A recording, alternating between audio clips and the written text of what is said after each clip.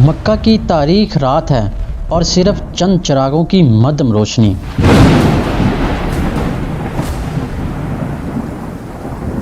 ام جمیل اپنے ہاتھوں میں کانٹے دار جھاڑیوں کا ایک بھاری گٹھا اٹھائے تیزی سے چل رہی ہے۔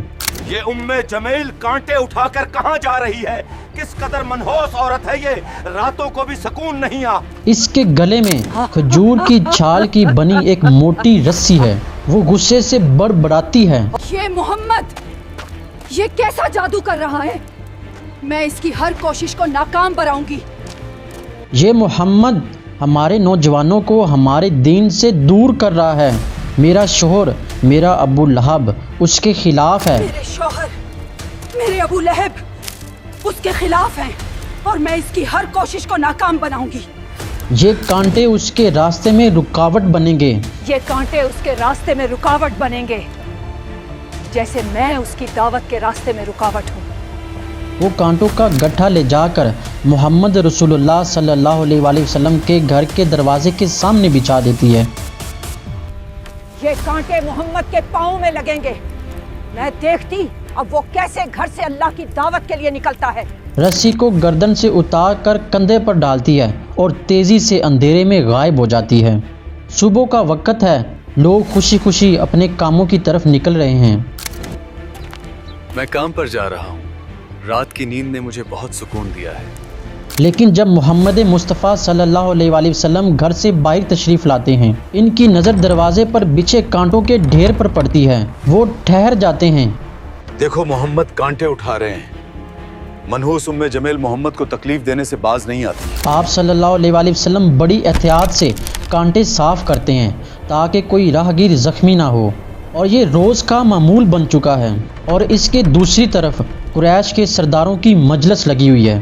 ابو لہب، ابو جہل اور دیگر سردار بیٹھے ہوئے ہیں۔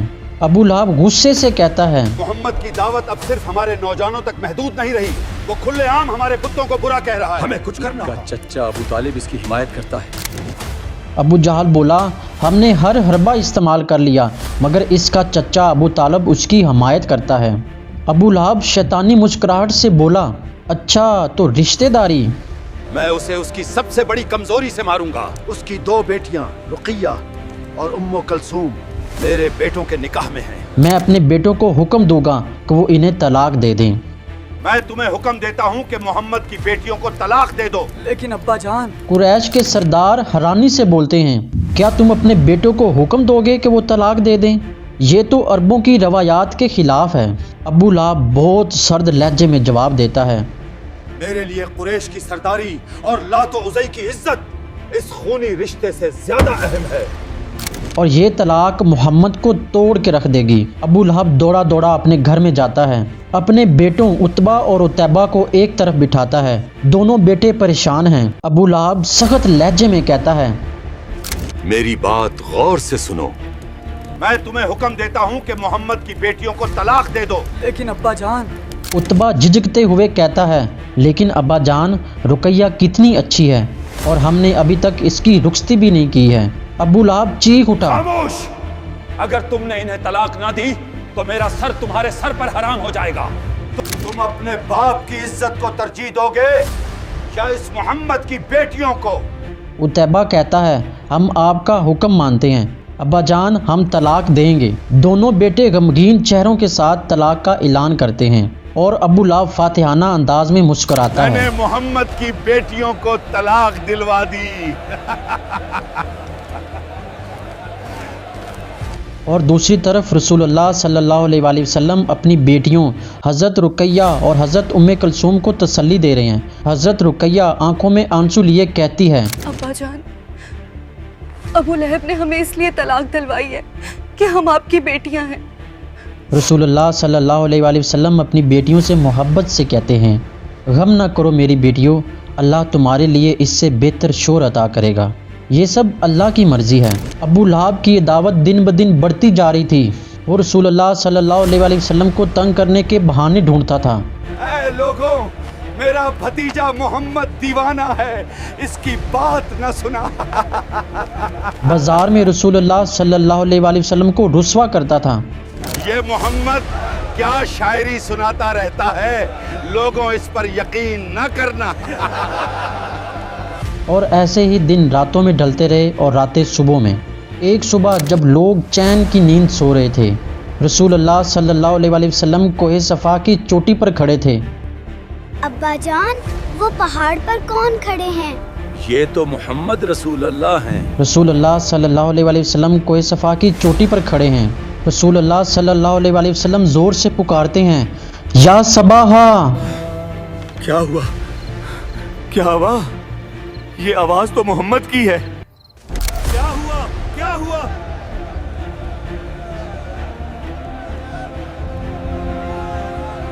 سب لوگ وہاں جمع ہو جاتے ہیں۔ رسول اللہ صلی اللہ علیہ وآلہ وسلم فرماتے ہیں، اگر میں آپ سے کہوں کہ اس پہاڑ کے پیچھے ایک لشکر ہے جو تم پر حملہ کرنے والا ہے تو تم کیا کہو گے؟ تو سب نے کہا، ہم مان لیں گے کیونکہ آپ سچے ہیں۔ آپ آمین ہیں، آپ سچے ہیں۔ پھر اس کے بعد رسول اللہ صلی اللہ علیہ وآلہ وسلم نے ایک درد بھری اور بہت یقین والی آواز میں کہا، اے قریش کے لوگوں، میں تمہیں ایک سخت عذاب سے ڈراتا ہوں، میں تمہیں اللہ کے عذاب سے بچانے والا ہوں۔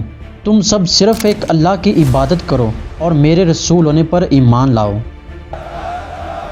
محمد پر ایمان لے آنے میں ہی ہماری بھلائی ہے۔ ہاں، کیونکہ محمد نے کبھی جھوٹ نہیں بولا۔ پھر ایک آدمی کھڑا ہوا، غصے اور نفرت سے بھرا ہوا، وہ زور سے چلایا، تبا لك سنائر اليوم اللي هذه لا جمعتنا، تو ہلاک ہو سارا دن، کیا تو نے ہمیں اس بات کے لیے جمع کیا ہے؟ ابو لہب ایک پتھر اٹھا کر رسول اللہ صلی اللہ علیہ وآلہ وسلم کی طرف پھینکنے کا ارادہ کرتا ہے، لیکن قریب کھڑا ایک شخص اسے روک لیتا ہے۔ مجمع میں ہلچل مچ جاتی ہے اور سب لوگ بکھر جاتے ہیں۔ تبا لك سنائر اليوم اللي هذه جمعتنا۔ لیکن ابو لہب کی نفرت میں کبھی بھی کمی نہیں آتی ہے۔ وہ رسول اللہ صلی اللہ علیہ وآلہ وسلم کو طرح طرح سے پریشان کرتا ہے اور رسول اللہ صلی اللہ علیہ وسلم کا پیچھا کرتا ہے کہ آپ صلی اللہ علیہ وآلہ وسلم کہاں جا رہے ہیں، کس سے مل رہے ہیں اور کس طرح اسلام کی تبلیغ کر رہے ہیں۔ اب یہ محمد کس طرف جا رہا ہے جس کو اللہ کی دعوت دینے جا رہا ہے؟ لیکن رسول اللہ صلی اللہ علیہ وآلہ وسلم ابو لہب کے اس طعنے سے پریشان رہتے ہیں کہ تو ہلاک ہو۔ تو ہلاک ہو سارا دن، کیا تو نے ہمیں اس بات کے لیے جمع کیا ہے؟ رسول اللہ صلی اللہ علیہ وآلہ وسلم کے غم کی وجہ سے اللہ تعالیٰ کا قہر ابو لہب پر زور سے برستا ہے۔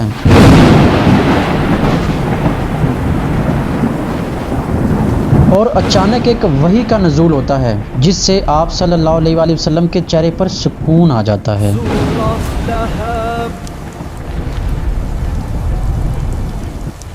علی، مجھے وہ سورت تو سناؤ جو ابو لہب کے لیے قہر بن کر اتری اور اس کی اکڑ توڑ دی۔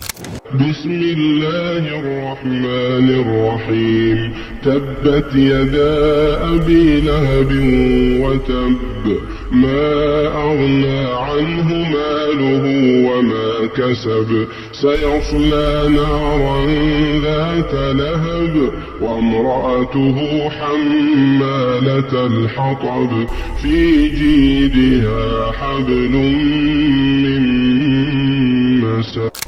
ابو لہب کے ہاتھ ٹوٹ گئے اور وہ خود ہلاک ہو گیا، نہ تو اس کا مال ہی اس کے کچھ کام آیا اور نہ وہ جو اس نے کمایا، وہ ضرور بھڑکتی ہوئی آگ میں داخل ہوگا۔ میں ابو لہب ناکام ہو گیا، کام ہو گیا، اور اس کی بیوی بھی جو ایندھن سر پر اٹھائے پھرتی ہے، اس کے گلے میں مونج کی رسی ہوگی۔